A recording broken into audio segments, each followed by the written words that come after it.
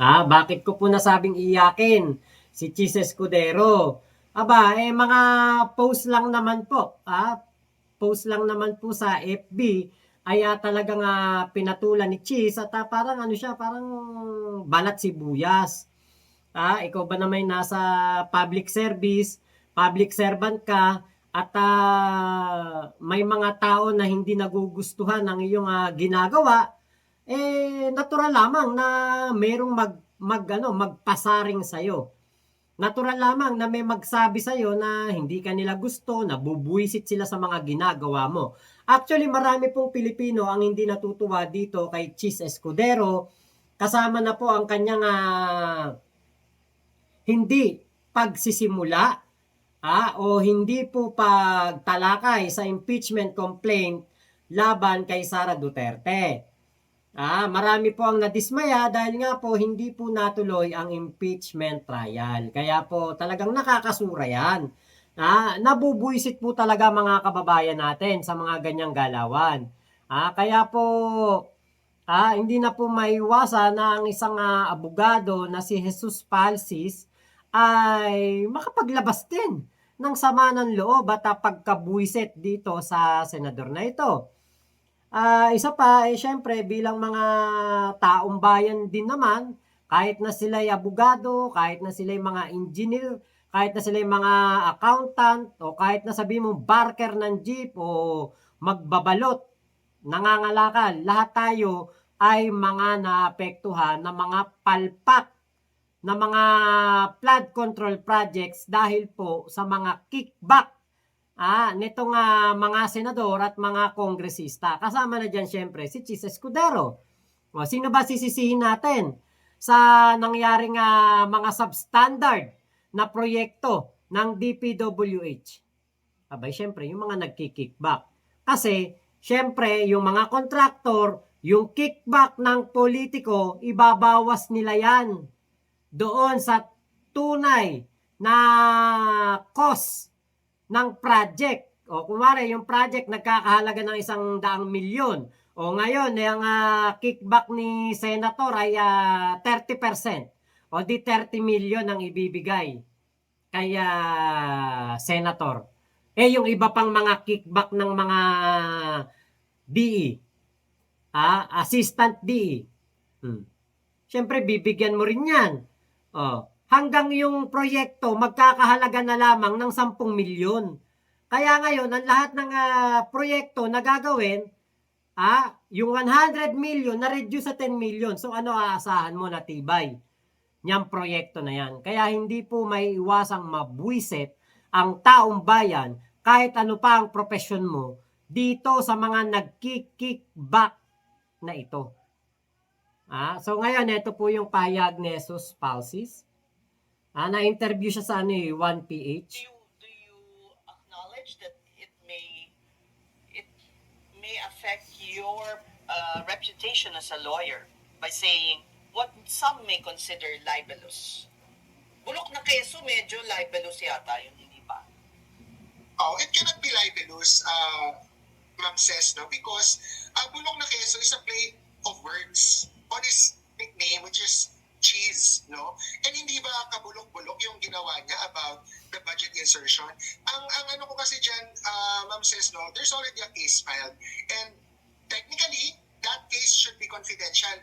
He should not really be stating that, no? But because he already made it public, I'll just answer a bit and then not really respond to the case because I haven't read the entire complaint. But if we're talking about the three quote-unquote comments, no, na talagang hina-highlight ni Senator Cheese, which is shameless, bulok na keso, tsaka worst president in Senate history, or worst Senate president in history, those are all opinions, and they are political opinions.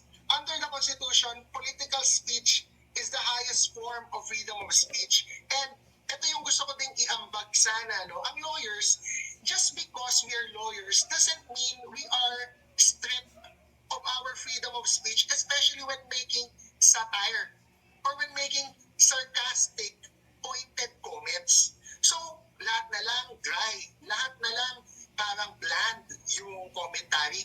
Hindi pwede. By the way, ako kasi, mga ladies, hindi ako lawyer lang.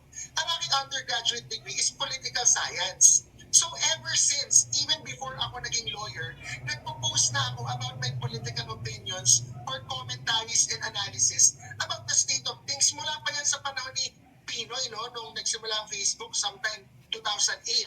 I've been consistent in posting my political opinions. So I would like to argue na those kind of statements are not unethical for me as a lawyer because it's only looking at me as a lawyer lang.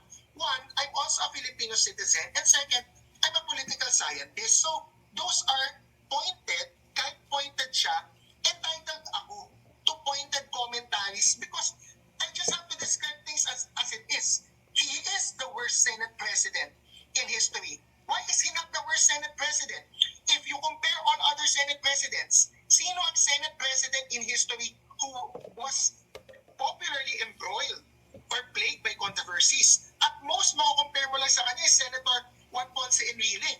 But even then, si Senate President Juan Ponce Enrile was commended for handling or how he handled the impeachment trial of Chief Justice Corona. He was able to handle it well in terms of procedure, in terms of gravitas, etc. etc.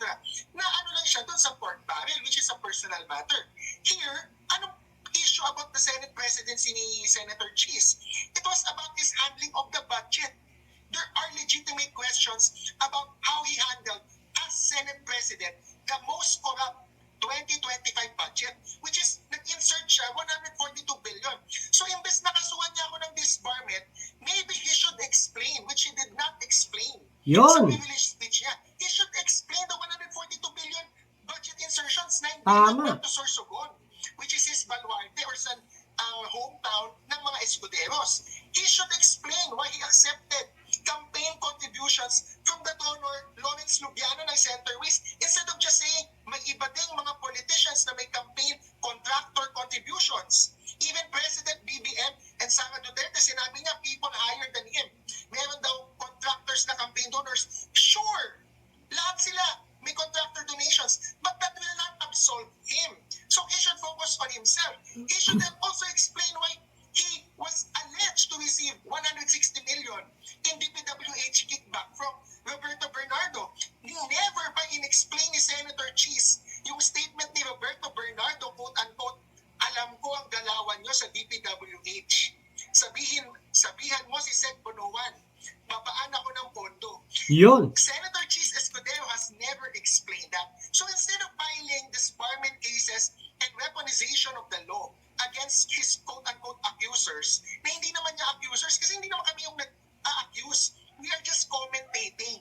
If the truth hurts, it's not because of us. It's because of the All right. accusing it. Tapang nitong si Attorney Jesus Palsis at nakapalo ako dyan sa kanyang Facebook page. At bawat post niya na talagang excuse me po, binabasa ko, tinitignan ko kung ano ang kanyang mga post. Ngayon, ito pong yung talagang bulok na keso at the worst Senate President, yan talagang iiyakan ni Cheese Escudero. Talagang kumbaga masakit yan para kay Cheese. 'Di ba? Yun talaga ang nararapat na itawag sa isang Cheese Escudero. Hindi naman natin siya pwedeng tawagin na pinakamagaling na Senate President sa kasaysayan ng Senado. 'Di ba? Kasi para naman tayo mga sinungaling noon kung 'yan ang ating sasabihin. Hindi naman natin pwedeng sabihin na siya ang pinakamatalino na Senate President. Hindi rin, 'di ba? Hindi. Kasi maaaring matalino siya pero ginamit niya sa ibang paraan. Ginamit niya para sa kanyang political career, 'di ba? Sa kanyang pangarap sa darating na 2028. 'Di ba? Kaya nga po itong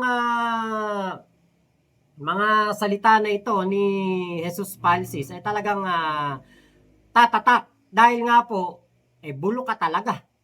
'Di ba? Biruin mo kahapon. Binigyan siya ng pagkakataon para makapagsalita.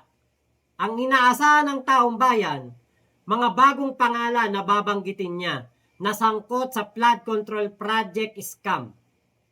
Ang inaasahan ng taong bayan at ng mga political analysts, meron siyang mga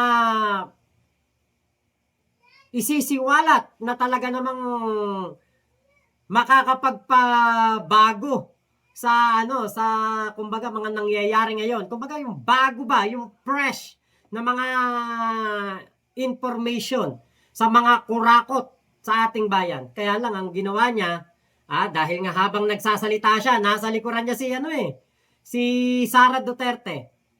Binanatan ng binanatan si Martin Romualdez. 'Di ba? Gusto natin makulong si Martin Romualdez kung talagang kurakot yan. Magbayad siya. Pagdusahan niya ang kanyang pagnanakaw sa kaban ng bayan. Pero, kung yung ganitong style ni Chis Escudero, na wala man lang kahit isang inilatag na katibayan o kaya ebidensya na si Martin Romualdez ay meron talagang ginawang pagnanakaw sa kaban ng bayan,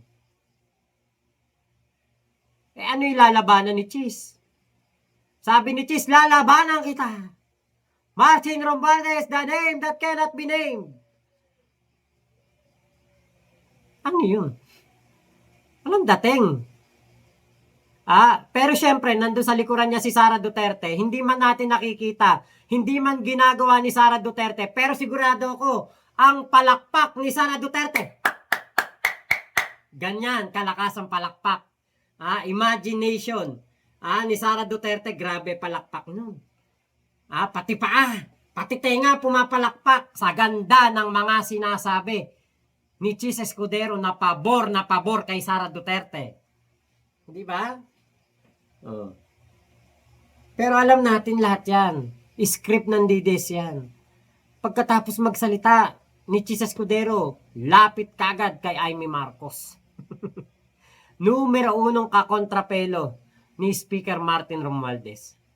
Kaya ngayon, si Speaker Martin, nakikita natin, naglalabas ng mga pahayag, sinasabi nga niya, walang bago. Matagal naman nang sinasabi sa akin yan. Wala namang ebidensya.